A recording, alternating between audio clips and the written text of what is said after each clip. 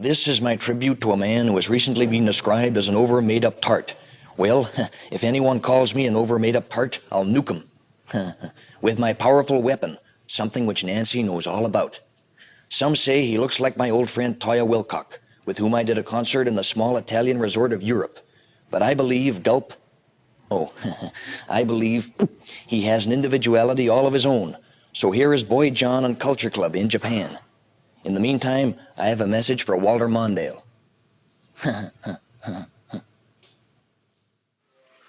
Tokyo Airport is the location, and we're at the moment waiting for Boy George and Culture Club to come in through one of these gates here. We've heard that the plane's coming in and we're expecting it to land literally any moment now. Do you always travel in the service elevator? Yes, of course, for security reasons. Still carry my own bags, as you can see. No special treatment for me. Well, we're seeing you. So then there's the arrival. Didn't mind you either, eh? There's the arrival. That's the arrival, not the departure. Now we're going to go back down. now we're going to go back down. And queue. No. Can we go back down, please? Yes, just a moment. Yes, there's no rush in your own time. Don't want to interrupt your busy schedule after all. We thought we were going to be a decoy, but evidently, in fact, we were. Top our roll car. No mistake. I think photograph from every angle. Photograph from every angle. Looks just like coming out of Houston, isn't it? Very similar. Do you know why it's called the Bullet Train? No. No, I don't know. I was just wondering. Well, because it goes like a bullet. Yeah. I actually met George about 6 times before I realised I met him, because every time he looked different. I went to a party once and I thought he was like Susie out of Susie and the Banshees. And he wasn't. There's another time when he had his hair right up in the air, sort of white. You've probably seen it. It's a very famous picture of him and Marilyn. I thought he was really disgusting. I didn't want anything to do with him then. I didn't know it was him, you see. Yes. Didn't know it was him. And then eventually I met him through Kirk Brandon of a spear of Middle European angst. Destiny, that's right, yeah. And I met him in this place in Borough. There's this sort of rehearsal. It was very suited to George, actually. It was like a costumier's place. But in the borough? In the Borough. In London. In the Borough, my Borough. I know it well. You know the one, yeah, you know the one. And he was really nice. He was really good, actually, because I met him. He was all made up. I wasn't used to this sort of things. I never went to the Blitz. I didn't like it. I took sort of a semester for that period. And he was with Kirk. It was really nice. I sort of got up, shook my hand. And he was very friendly. Nice, amazing charisma around him. I'd seen George around the clubs and that, so I sort of knew who he was and thought he was interesting enough to form a band with. So I came along and we all sort of got on and just went from there, really. I approached George myself via some friends. They took me to a club where I found George DJing, a nightclub called Planets. He was DJing, yes, with a pint of lager and blackcurrant by his side. What sort of records did he play? Any good ones? A classic was Sugar Sugar by the Archies. He used to play that a lot. Just real sort of old nostalgic stuff, really. And I popped the question to him and he sort of said, yeah, all right, I'll see you later. And that was that. He knew Mikey at the time and there were just the 2 of them. And they had one song called Mask, which sort of went, I can see, what was it?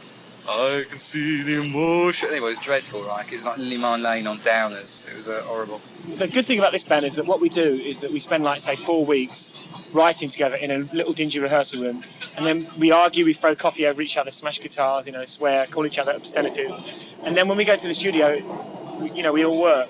Yes. But we do all our arguing beforehand. But I mean, as regards to like politics and even sexual matters, I mean, none of us have got anything in common whatsoever. In fact, sometimes, I'm to be quite honest with you, I look in the mirror with tears in my eyes and I think, what the hell am I doing in this band? With these Philistines. And they think the same about me sometimes. Because with George, sometimes you'll be trying to do something, and I say, what are you doing? What are you doing? What are you doing? And you go, well, wait a minute. Sometimes you have to wait till something's finished to see how brilliant it is. I always say you need 3 things to write a song. You need good melody, you need good music and good rhythm. Yeah. And within the band, there's all three ingredients. And which bits do you contribute? I do the good music, I hope. Yes. along with Mikey and John, but they mainly do the rhythms. Mikey and John are very good together, like sort of Sly and Robbie of Culture Club, you know. Yes. Whereas I'm sort of MD, sort of musical director, Yeah. and George is the sort of inspiration and the singer, you know. We're like one of the biggest bands in Japan for the last 15 years, but that's because we came here last year and we did like chat shows, we did really mediocre things, which most bands would turn their noses up against. You know, they would say, oh, we're not doing that. But, you know, my attitude is that it's, you know, you're far more lethal if you get right inside a society. You know, like in England, it's very easy to make a record for 10 people. You know what I mean? I wanted, wherever we've been in the world, I've wanted to penetrate it and go right inside so that everyone knows who you are, you know, so that everyone wants to take a picture, everyone wants to know about you. Do you feel as though it's becoming a strain now, or is it harder now than it was before? Do you feel as though from being a sort of that big size celeb, you're turning into this size celeb? It's funny because I've never really taken it, I've never thought about it that much, you know, it's never been such a big deal to me. I mean, I don't care. If I'm going to be completely honest with you, I don't care about that side of it. I mean, I think I'm just a normal person who happens to be getting a lot more attention than other people. You know, I mean, I've always been a big mouth. I've always been obnoxious. I mean, even at school, I always got the most attention simply because I went out of my way to get it. But it's, you know, I don't feel better than other people. I just, you know, it confuses me. What sort of thing did you do at school? Well, like, you know, the teacher sort of tells you to get up and read something out because you know she's got a higher pitched voice. And you sort of turn around and say, no, I will not, you know, sort of like, words to that effect, you know, be rude, and everyone else would laugh. I was like a court jester. I'd make everyone laugh at school. But we were talking about this the other day, you know, like people, you know, I was discussing like how sexuality has changed over the years. I mean, like say, you know, 20 years ago, in my father's youth, it was like effeminate to wear aftershave. And now it isn't, you know, it's like a big, you know, everyone wears it. And I hope in about sort of 10 years' time, there'll be another sort of, you know, like I think groups like Frankie Goes to Hollywood won't be so outrageous. You know, people won't be so shocked. You know, because I mean, it's so old. I mean, it is old-fashioned. You know what I mean? I mean, look, there was Quentin Crisp. I mean, like if you take for example Quentin Crisp, he could have been like a huge celebrity because there was no TV. He is now, isn't he? No, but he is now. But imagine in his day if there'd been like the Tube. And you'd put Quentin Crisp on the Tube, suddenly you'd have had, oh, I'm the Quentin Crisp of Leeds, I'm the Quentin Crisp of Manchester, and it would have been a cult. But because nobody knew about it, nobody knew about homosexuals, nobody knew about weirdos, they've been around for years. That's what I'm saying, it's not new. No, It's in the a- 18th century, people used to wear makeup. I mean, all the look at our country, what it came from. We were all drag queens, we wore like, you know, powdered wigs and white Right, foundation. And I just think that's what I think is hypocritical, which is why I love Japan. Because it's a very strong part of their culture, that kind of transvestite yes. element. Come on.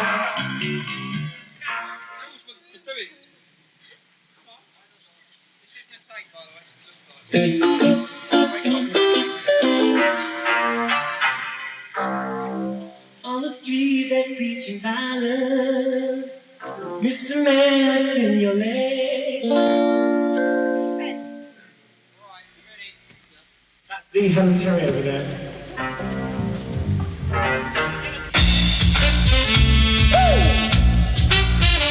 Shake it!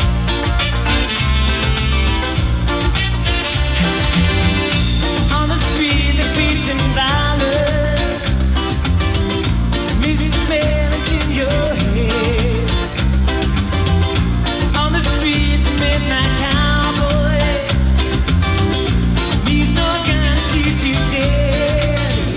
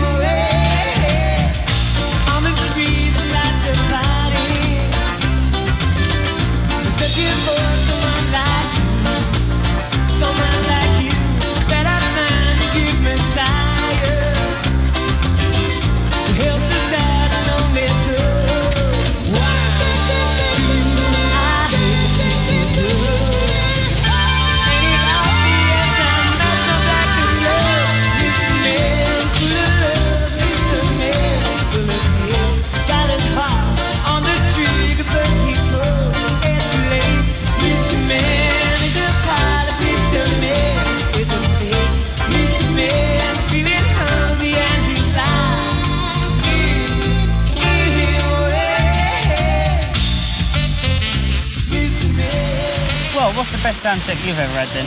Best soundcheck I ever had was, I think the one we've just had. Or about to have, who knows? Or about to have, who knows? You see, because Zen says there's no future and there's no past, it's all eternal. Tell me the sound of a one-handed clap, That is the secret of Zen. and I'll show you a man who needs to go to the doctor. This is true. Isn't this an enchanting Japanese garden that you've had built in your hotel? It is, yes. It's on the roof of my Cadillac, actually. Yes, it's absolutely wonderful. Here's George. He's got buckets of water Yeah. behind the bush. He's actually throwing them in. How are you, George? What's a perfect setting for you, if you don't mind me saying so? Fabulata. Isn't it? Do you like all this Japanese setting? I do actually, yes. This is right, isn't it? Much nicer than the train, isn't it? Yep. Oh, here's something for our throat. How Wow. wonderfully kind. Thank you. It's also delicate and pleasant, isn't it? I know. Do you know Unlike... something? Actually, from Japan, when you get fan letters from Japan, you know, they write in ink, and there's never a smudge on any of the paper. They write the most clean people. Oh, how lovely. Do you drink it? Thank you. Yes, not of a foot bath or something. Good. Thank you. Ooh. Ah. As ever, Jules being polite I'm sorry. in fellow countryman's country. Oh dear. Tell us about what you've been shopping today then. I just went to get some materials actually for There's a traditional Japanese material there then. yeah, Pluto. He's a very big Chinese emperor. Oops, sorry, Japan. No, I just went into the department store to get some material, you know, for my hair and stuff like that. You get recognised in bobbers. We did actually, yeah, it was good fun. Yeah. The only thing is though, you know, you can sort of avoid people in Japan, whereas you can't in England. You can't sort of... I remember once I was in St Christopher's Place and I had no makeup on, and I walked past these two girls and they said, "Here, are you by George?" And I went, "No," and they went, "You liar." It was like a mouthful of abuse for about 10 minutes. Get an argument about whether you are or you aren't. I know, you never get that here because they know damn well you are, so it's good fun.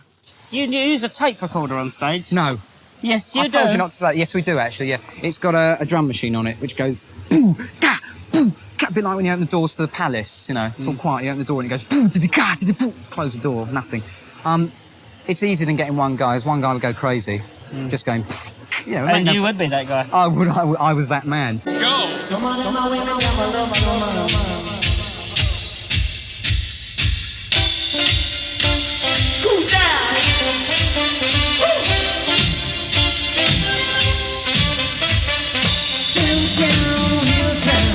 We're in our neighbor's land of flowers, showers. Who's got the new white tender? I'll be a baby, I'll be a girl. I'll run a gun for you and so much more. I'll tumble for you, I'll tumble for you, I'll tumble for you, I'll tumble for you, I'll tumble for you, I'll tumble for you, I'll tumble for you, I'll tumble. Uptown, downtown is like the native and the junction function. The bar with pocket standard, did he did maybe, or I'm not sure. Will be a boy for you, but you need more. I tumble for you, I tumble for you, I tumble for you, I tumble for you, I tumble for you, I tumble for you, I tumble for you, I tumble. I get a crazy feeling, there's places in my head. It's nothing that you do to me, it's nothing that you say. Nothing stale. When I can't go, I stay. I'll be a baby, I'll be a girl. I'll run a gun for you and so I tumble for you, I'll tumble for you, I'll tumble for you, I'll tumble for you, I'll tumble for you, I'll tumble for you, I'll tumble for you, I'll tumble downtown on your drum.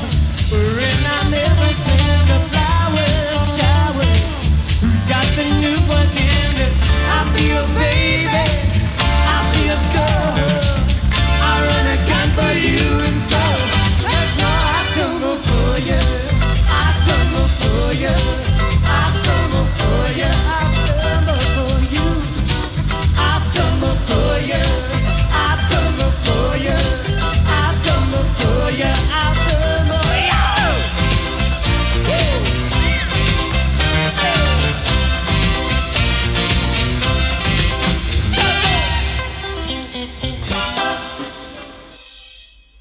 Right, what I do first of all is I put this hideous complete mask. So this is not my face. Not this hideous. Hideous, no, No, hideous. this is just not no. hideous. Put a mask of foundation on completely, like very. Is it this one or this I one? would actually prefer to wear something much whiter, but we couldn't get anything tart. And this person from the tube has kindly got me a toothbrush, which I brush my eyebrows with, so that when this is real eyebrows, so that when I draw the rest on, it will not look so hideous. There's a big difference between hideous and hideous. I think there is, yes, definitely. I mean, Dee Schneider from Twisted Sister is hideous. I'm just hideous. Right, you'll have to move back a little bit so I can do this properly. Okay, right.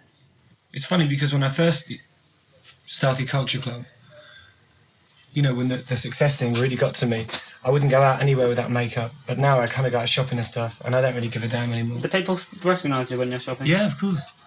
You know, the thing is, I mean, if you know, there are some fans who like you because of the way you look in patches and My Guy, and then there are other people who like what's inside your head. So, you know, now, I mean, now that we're a little bit more successful, I'm not so paranoid.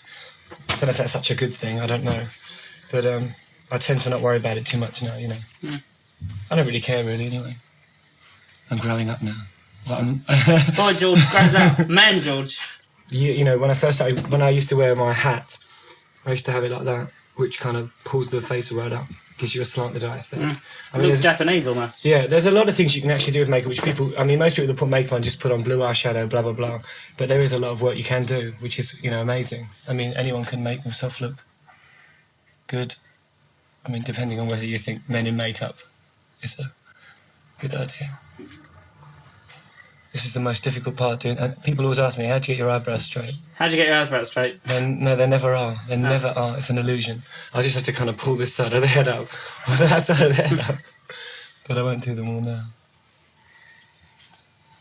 And when you're on stage as well, one of the most important things is double chins.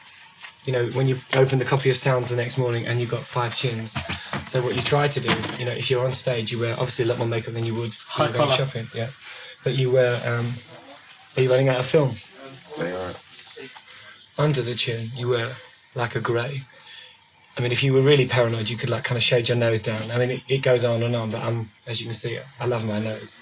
That doesn't get touched, but this is a grey here. Some of your most famous features. I know. Me and Concord.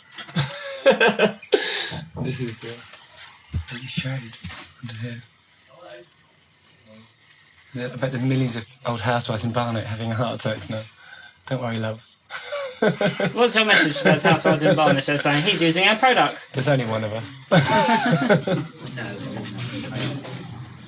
Up to date? No, it just digs in. This is the worst thing in the world, I'm telling you. We are late. The worst thing in the world is being late in Japan. They get really offended. I've been saying I don't give a damn for the last 20 minutes, but of course I'm a bit worried. I'll upset them. Fillet o fish. That's not a thing. Can you hear that wailing voice in the background? Okay. Right. Outfits.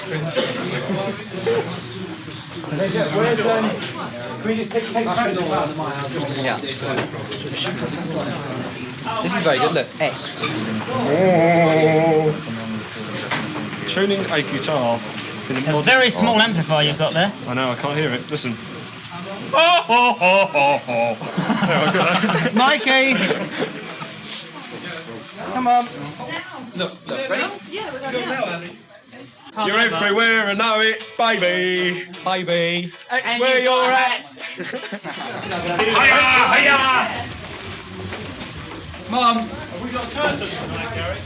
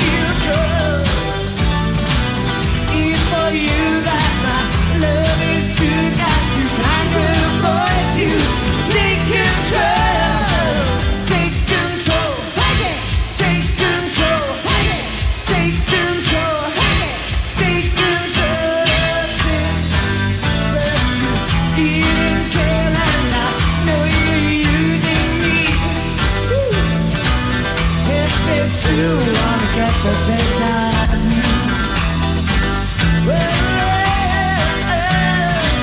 Take control, take it. Take control, take it. Take control, take it. Take control, take control. Gotta let this thing go. Take control. Gotta let this thing go in my soul. I never get worried on stage. The bigger the, I mean, whether it's I don't know if it's self-confidence, but I never ever get nervous. Never. Never.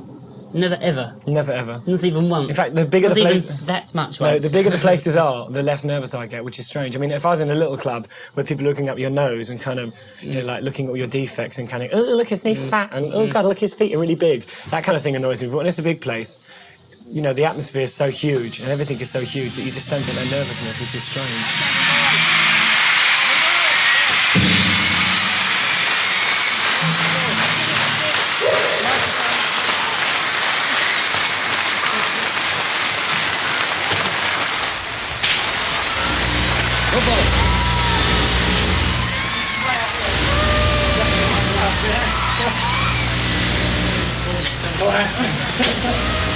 No more, please. Charles and Diana? No? Okay. You see, when I come to Japan, I can do what I bloody well like. I'm sorry, England, but if I want to wear a dress, I'll wear a dress. Hurry up, darling. Fire them up. Shut up, big ears. The good thing about this place is nobody can call me a puss. Because they haven't translated No, the language. What? The language difference.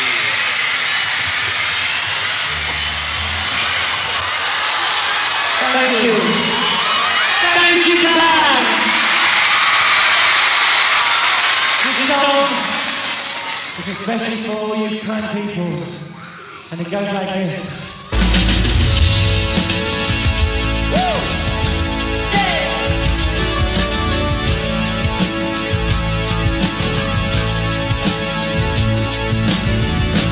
Take a picture, white man.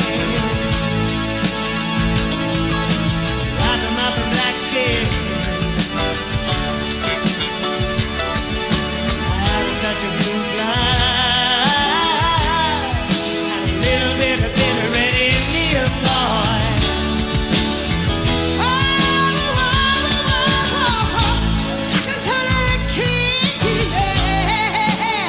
Oh, Lordy, Lordy. Mixed with little chicky. We're gonna love them all together. Oh, it's true. And it's time to go together and see what a beautiful dream. If it could only come true, you know. What we need is a great big American pie. Big enough to save the world. And all its time. It's good, so hungry, don't know. And tonight, we colored people by the street.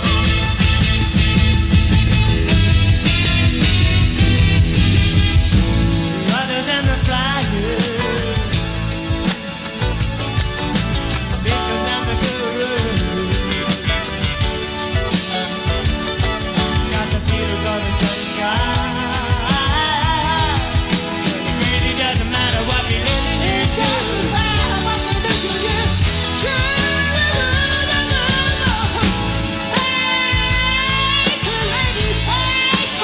You gotta make us faithful. It's the business baseball, yeah. You don't believe it could be faithful. In a love in the sea, I think I'll call it the queen. But it's better to know, what we need is a great big melting pot. You know, like England laughs at sex. It's like embarrassed by it. Yeah. And I think that we're embarrassed by lots of things, art, anything, we're- anything no, that's but we're- anything that's a bit sensitive. No, it but the becomes main, iffy, doesn't yeah, but it? I mean, sex is much more important than art, isn't it? Because like sex is something that everyone has to do and wants to do. And I think that, you know, this whole, you know, like question of sexuality, like people going on about, you know, like people look at me and they say, oh, you know, he must be deviant. I mean, I am the most purest, cynical person. I mean, I am grateful that anyone would want to go out with me in the first place.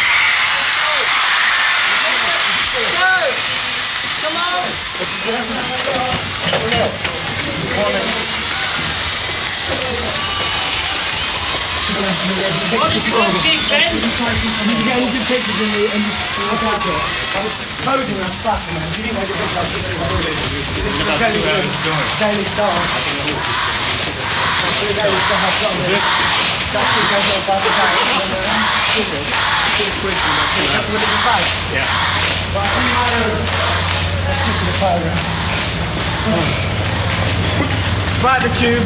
The first show's over and we all did loads of wrong things, but tomorrow will be better. And another little interesting fact is that I've never ever ended a relationship in my life. So it just continues all the time? No, I mean, they don't. other People shut me. end them. Oh, I see, yes. But I've never actually ever ended a relationship, so, I mean, to call me a decadent person is like, I mean... I didn't. No, I'm not saying you do, but, No, you know, like, sometimes I read in the People papers, like, you know, when Princess Margaret was very rude to me, there were, like, letters saying, oh, Princess Margaret was right and everything. Why was she right? How can anyone hate me?